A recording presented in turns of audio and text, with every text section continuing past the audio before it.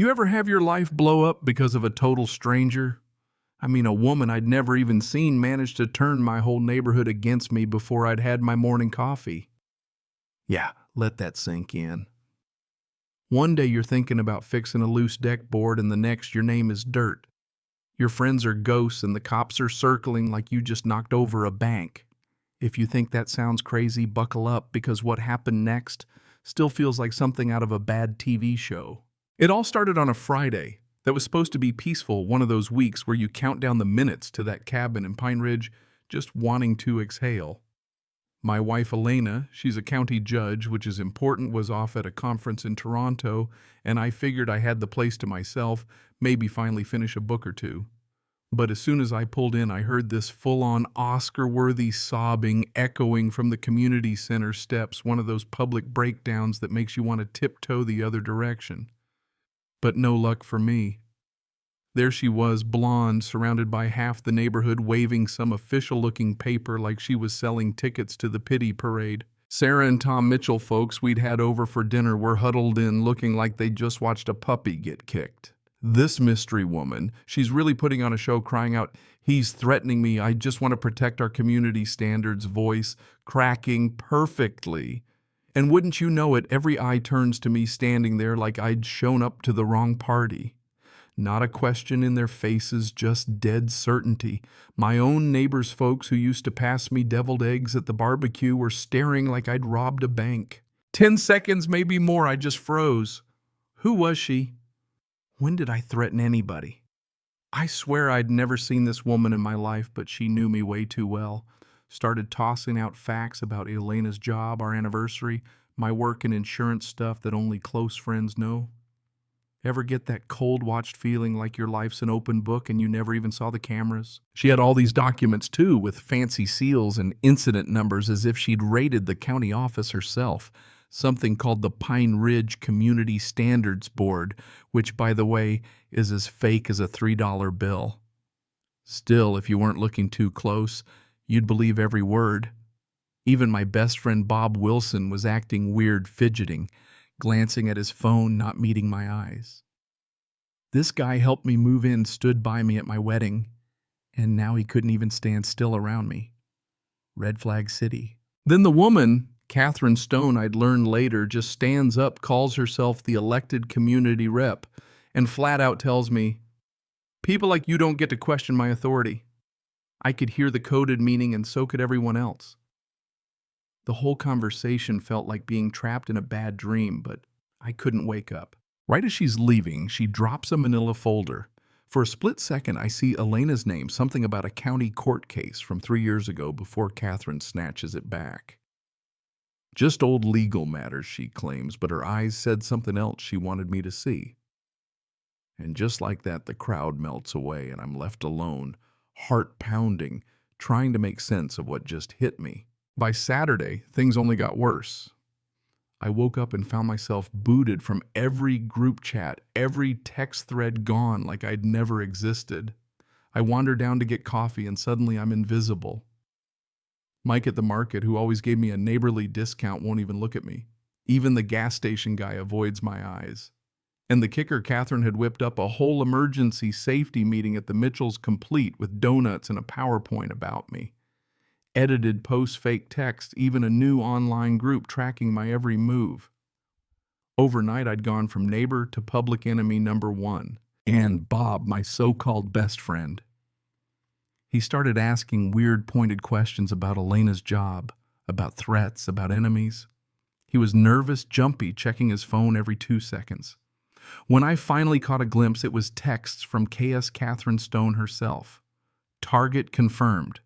Proceed with phase 2. That's when it hit me. Someone was documenting my life, waiting for any slip-up to nail me to the wall. 2. My wife unreachable, those conferences ran dawn to midnight, every call cut short by some new emergency.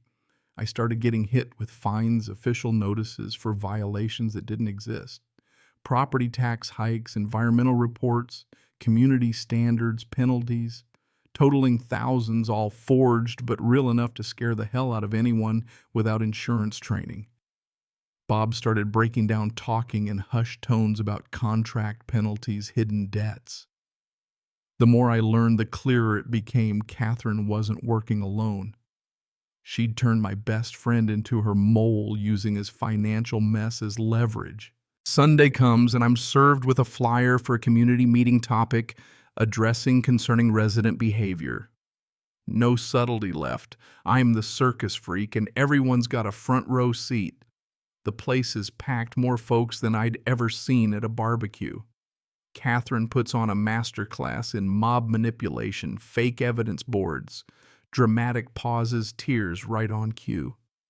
Even Bob gets up, voice trembling, and parrots Catherine's narrative. My own defense barely registers, crowds already made up their mind. That night my cabin gets vandalized. Respect community standards spray painted across my front door, eggs on the windows, tire slashed. The only security footage static. It's like someone had planned every last detail and the neighborhood was only too happy to go along. Then Bob shows up, tears in his eyes, confesses everything.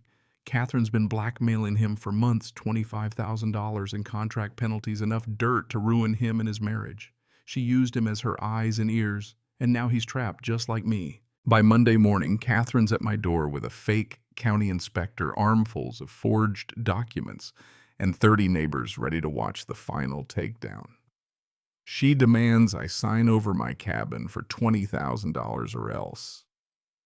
The setup is so perfect for a second I actually consider it.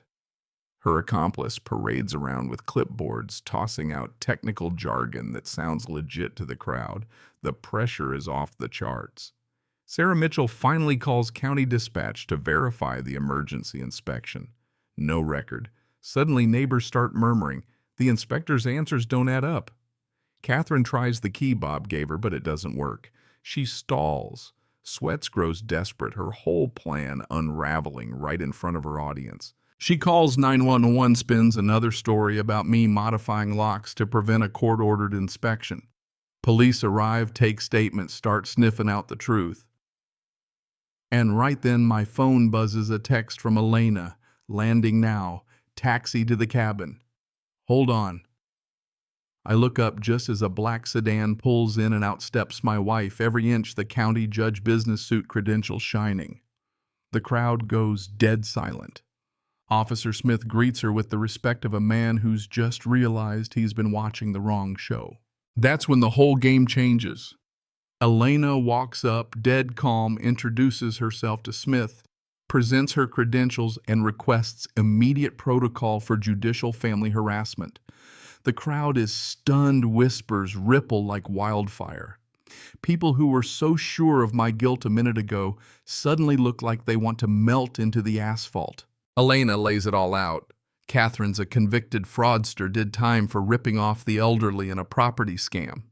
3 years ago, Elena put her away, and now she's on supervised probation, violating every condition with this whole revenge circus. You could see the color drain out of Catherine's face. Smith radios county, gets the confirmation. Detective units roll up, handcuff Catherine right there in front of everybody. 4 days of psychological warfare, humiliation, and betrayal all ended in a matter of minutes. But the aftermath. That's where it gets real. Neighbors line up to apologize. Business owners try to undo the damage. Kids are pulled aside to learn a lesson about jumping to conclusions. Catherine's courtroom hearing is swift probation, revoked, more jail time, and all her dirty tricks dragged into the light. Bob confesses in open court, his family nearly wrecked, but somehow finds a way to start over. Our neighborhood, Pine Ridge, becomes a case study school, programs new policies, a permanent truth and verification day every year, all because one woman tried to burn us down. You know, people always say karma takes its time. Not this time. Catherine's revenge blew up in her face, and in the end, my wife's career came out stronger. Our marriage got tougher, and I started a business helping other judicial families protect themselves from this kind of thing. Pine Ridge, once nearly torn apart, became the gold standard for community resilience. So I gotta ask, what would you have done in my shoes? Ever seen a plan backfire so bad? It made a whole community rethink everything. Drop your story in the comments, hit that Like if you believe in karma, and remember, don't let anyone turn your neighbors into your enemies, no matter how convincing the story. Thanks for sticking with me through this wild ride. I'll see you in the next one.